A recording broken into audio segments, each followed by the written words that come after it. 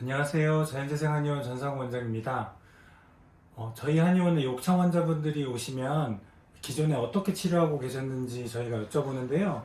대부분은 이렇게 포비돈, 빨간 약을 바르고 계신다고 하는 분들이 많은 것 같아요. 근데 빨간 약으로 잘 낫는 경우도 있고 아닌 경우들도 많이 있는데 오늘은 포비돈의 효과에 대해서 욕창에 포비돈을 발랐을 때 어떻게 되는지 바르는 게 좋은지 아닌지 이런 부분에 대해서 설명을 해드리도록 하겠습니다. 먼저 포비돈의 장점은 가격이 저렴하고 구하기가 굉장히 쉽습니다.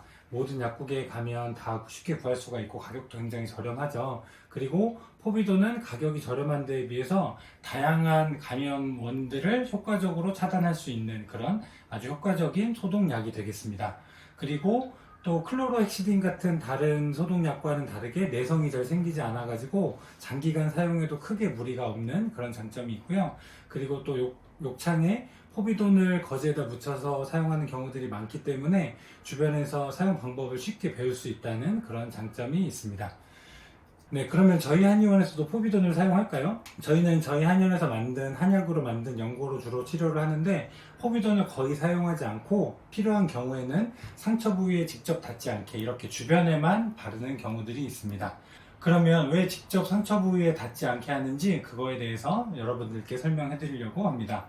그래서 요즘 한참 유행하는 챗GPT한테 욕창에 포비돈을 쓰는 게 효과적인가? 이런 질문을 해봤어요. 여기서 워낙 학술 자료나 이런 것들을 잘 정리해서 알려준다고 해서 제가 직접 질문을 해봤는데요. 욕창에 포비돈 요오드를 사용할 수 있나? 이렇게 물어봤더니 포비돈 요오드의 그 정의에 대해서 알려주고 그 다음에 이렇게 대답을 해줍니다. 적절하게 사용하지 않을 경우에는 건강한 조직에 자극과 손상을 일으킬 수 있다. 그래서 주의해야 된다. 그리고 일부 연구에서는 욕창과 같은 만성 상처에서는 포비돈을 사용하는 게 다른 치료법에 비해서 더 뛰어나지는 않다. 이런 연구가 있다. 이런 식으로 정리를 해서 설명을 해줬습니다. 그래서 제가 추가로 물어봤습니다.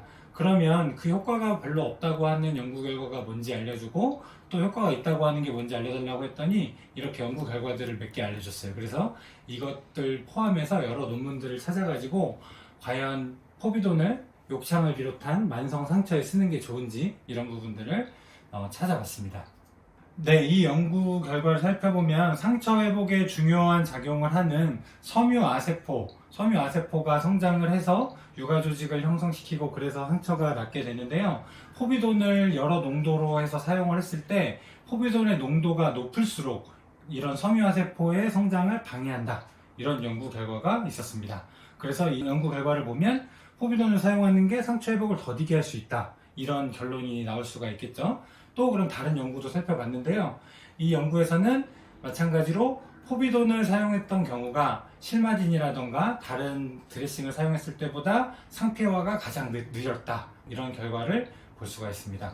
그러면 이렇게 포비돈이 상처에 도움이 안 되냐 이런 내용들만 있는 게 아니고 또 도움이 된다는 연구들도 또 굉장히 많이 나와 있어요. 그래서 상반된 연구 결과들이 많이 나와 있는데 여기 나와 있는 논문 중에 몇 군데에서는 상처 회복을 빠르게 한다.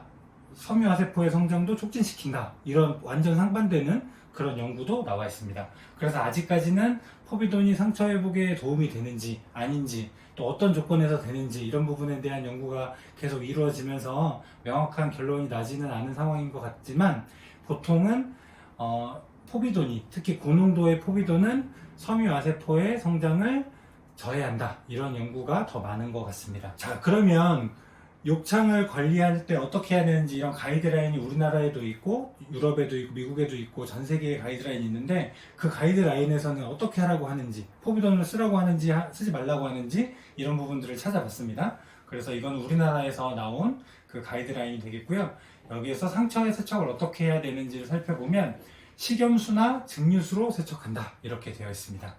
네, 그래서 세척을 포비돈이나 이렇게 해서 하는 게 아니고 식염수나 증류수로 약간의 압력을 줘서 충분한 압력을 줘서 세척을 한다. 그리고 너무 차갑지 않게 한다. 이런 내용들이 나와 있습니다.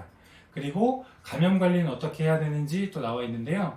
뭐 농이 있다면 이걸 없애야 되고 바이오필름은 다음번에 좀 더 자세하게 다루기로 하겠지만 세균이 막을 만들었다 이렇게 보시면 되는데 세척을 하고 괴사 조직을 제거해서 바이오필름을 없애는 게 중요하고 이런 경우에는 소독제를 써야 된다. 4가지 사례들이 나와 있는데 일시적으로 세균이 줄이기 위해서 일시적으로 사용하는 경우, 또 아니면 괴사 조직을 제거하는 것과 함께 사용하는 경우, 또 아니면 잘 낫지 않거나 중증으로 세균막이 형성되어 있는 경우, 그런 경우, 아니면 감염이 의심되거나 감염이 확인된 경우, 이런 경우들, 그러니까 감염에 관련된 내용들이죠. 그래서 감염이 명확하게 있을 때는 소독을 해라, 이런 식으로 나와 있습니다. 그렇지 않은 경우는 식염수나 증류수로 잘 세척을 해주시면 되겠습니다. 그러면 이거는 또 미국과 유럽 또 동아시아까지 해서 나와 있는 가이드라인인데요. 외국의 가이드라인, 국제 가이드라인에서는 어떻게 말하고 있는지 살펴보면, 여기서도 마찬가지로 세척할 때는 여기선 식수, 먹는 물이라고 나와 있습니다. 그래서 식수나 식염수로 세척을 하라고 되어 있고, 파편이 있는 욕창, 이거는 부육 조직이 많은 상태를 얘기할 것 같고요. 그리고 감염이 확인되었다, 감염이 확실하게 있다, 아니면 의심되는 경우, 또 높은 수준으로 부육 조직이 오염되어 있는 그런 경우들, 이런 경우에는 소독약을 써라, 이런 식으로 가이드라인이 나와 있습니다. 자, 그러면 정리해서 다시 말씀드리면, 감염이 확실하게 의심이 되는 경우, 그것들은 저희가 지난번에 올려드린 영상이 있고, 여기 영상의 오른쪽 위에 링크를 클릭하시면 더 자세히 볼 수 있으니까 감염에 대한 내용들을 확인해 보시고요. 감염의 증상이 있다면 포비돈을 사용하시는 게 좋다. 하지만 감염 증상이 있지 않다고 하면 포비돈을 사용하지 말고 식염수나 증류수 아니면 생수로 세척을 해주시는 게 좋습니다. 그래도 걱정이 돼서 혹시 포비돈을 사용하고 싶다, 그렇다고 하면 원래 시중에 파는 게 10%라고 아까 말씀드렸는데요. 10%는 굉장히 고농도여서 상처에 직접 쓰기는 적절하지 않아서 이거를 증류수 9, 포비돈 1, 이 정도 비율로 해서 희석을 해서 사용하시는 것은 나쁘지 않겠다. 이것도 하지만 감염 증상이 확실하게 있거나 많이 의심이 될 때, 이럴 때 사용하시라고 말씀을 드리겠습니다. 네, 이상으로 욕창 관리에 포비돈을 많이 사용하시는 부분에 대해서 어떻게 하는 게 좋은지 오늘 설명을 해드렸고요. 앞으로도 다양한 상처에 대한 내용으로 찾아뵙도록 하겠습니다. 감사합니다.